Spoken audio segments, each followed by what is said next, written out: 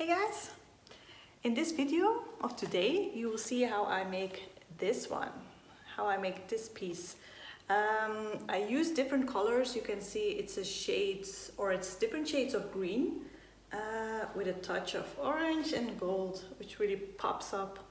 I made another one because I wanted to try out the colors first, so I made this one and I was so in love with it because it's just like a teeny tiny bit of red and gold, but it's just enough to make it pop. So yeah, I don't have a video on this one. That was just like a tryout, but woo, I love it. The thing is, I have so many paintings already. I'm just stacking them up. So I went through them and I kind of decided by the ones that I was like, it's okay, but it's not like really wow or fa-boom.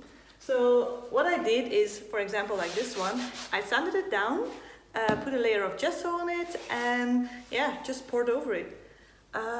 And actually, these two pieces are pour-overs. So, and it worked perfectly fine. And I'm so happy with how they look now. Because before it was okay, but now I love them.